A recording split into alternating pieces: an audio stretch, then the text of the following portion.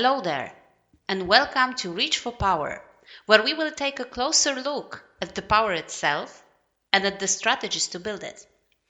I am your host, Monika Kruk, and in this episode, we are going to focus on flattery. Now, I wish I had $1 for every time where I hear my students or my coaches mentioning, Monika, I just cannot do it. It is plain and simple brown nosing at its best. I don't know what to say. It will turn out awkward, or they will simply laugh at me. Those and similar excuses are quite often on the menu, so to speak, but let me put it like that.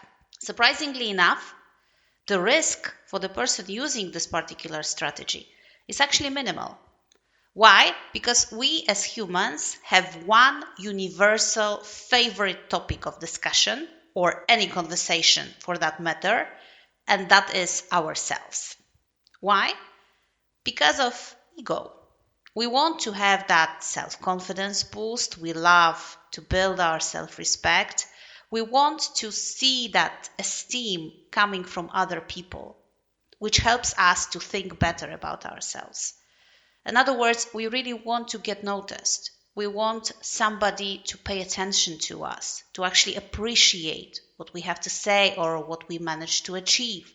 Almost like somebody to pat us on the back, like in this famous L'Oreal commercial, and say you are worth it. This said, there are several strategies that might be helpful to actually make this flattery sound natural, but also to make it credible and to make it realistic or genuine for the person that you want to get closer to. First and foremost, point number 1, know your audience. Meaning, make sure that you devote enough time to actually understand the person you want to reach out to. And by that, I mean, take some time to visit their social media profiles, try to read about them if they are a public persona, maybe check, have they done any interviews recently in the newspapers or in the online media? Maybe somebody else was writing about them. Maybe they have some specific achievements that they are proud of. So knowing what they are really after, what really moves them, what is important for them, that's a starting point. Point number 2 is to know your tools. In other words, make sure that you know through which channel and which specific medium we actually want to get there. And you have a lot to choose from. You might nowadays, as the pandemic is over, you might leverage different face-to-face opportunities like conferences, like ad hoc meetings to simply approach the person and say something nice to them. As simple as that. But you might also reach out through social media. You might actually reach out indirectly, for example, through sharing something that they said and complimenting the depth of their insight or the wisdom that they have shared. Point number 3, being aware of cultural and gender issues. Meaning something which might seem to be very flattering and very nice for you to hear might not necessarily mean that it's equally nice or well-timed for another person. I remember distinctly a specific example which one of my students shared, where she decided to compliment her very prominent colleague on very beautiful hairdo.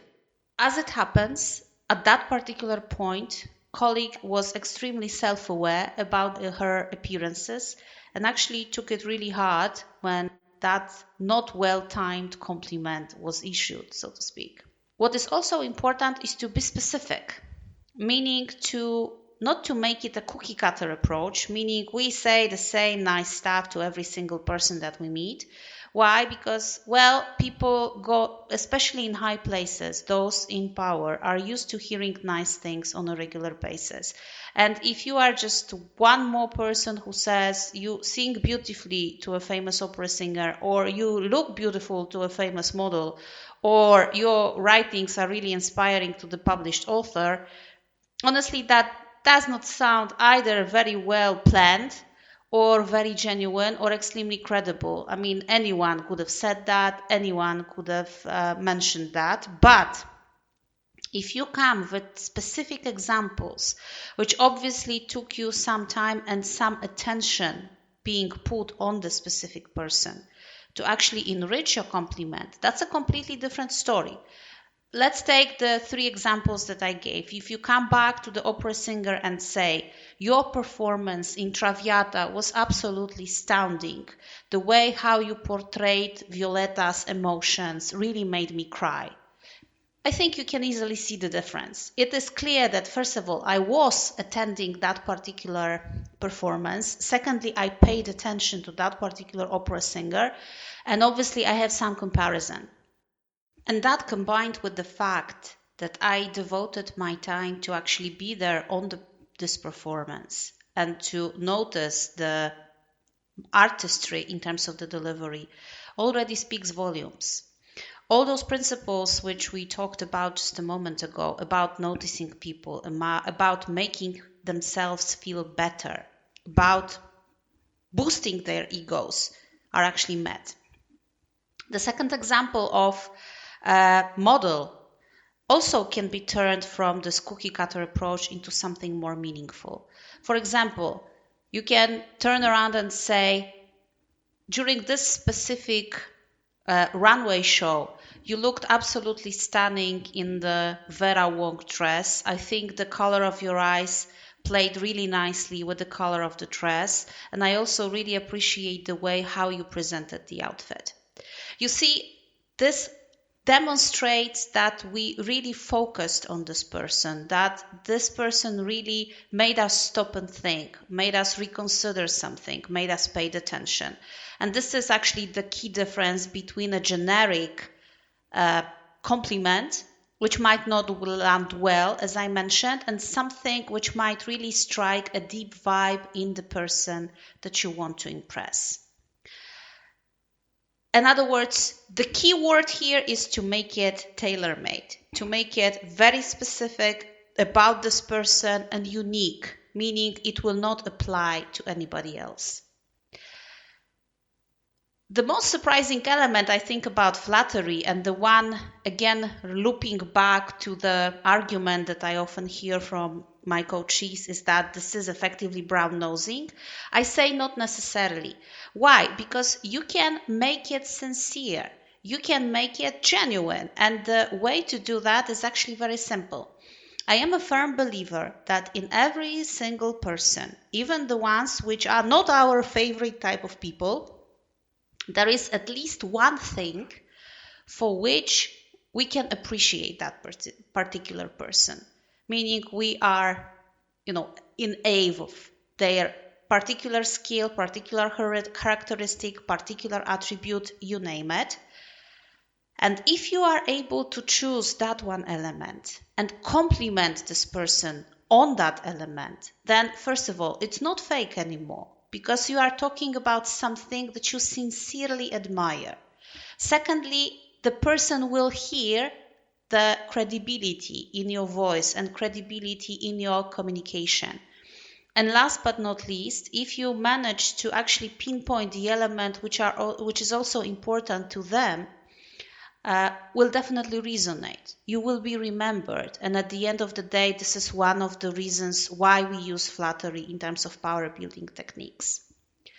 Then, contrary to appearances, actually keeping it short and clear might be a good idea as well. What I mean specifically here is, again, to make sure that you tailor-made your compliment to your audience.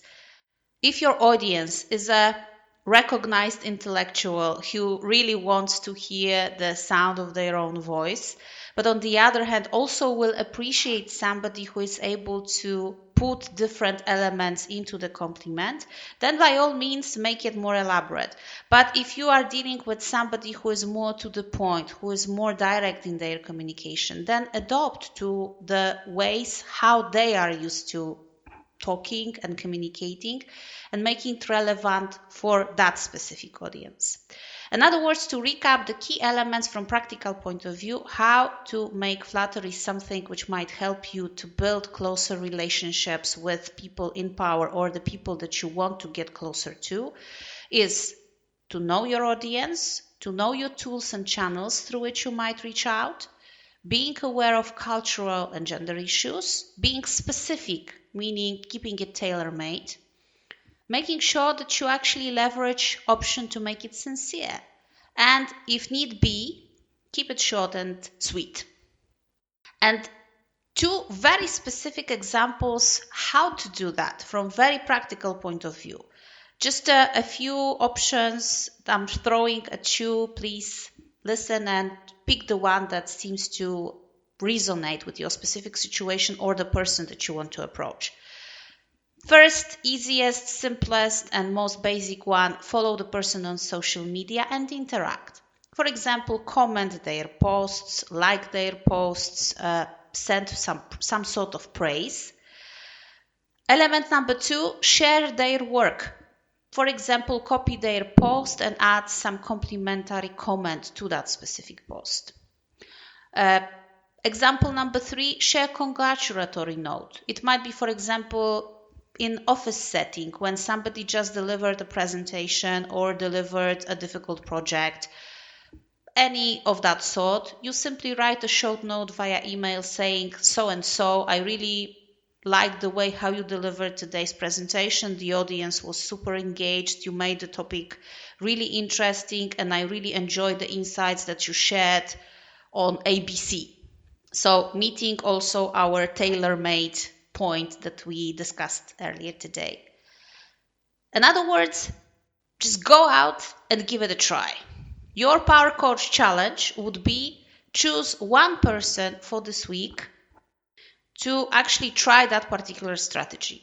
Feel free to share with me your impressions, your successes, and I expect more of those than the failures. But if failure happened, by all means, share that with me too. We will see how to turn it around. And if you liked today's episode, please subscribe to have a regular access to the newly published content. You are also welcome to check Reach for Power webpage at reachforpower.com for more materials, and share your thoughts and comments through LinkedIn with me. Thank you for joining me today, and keep on reaching for power.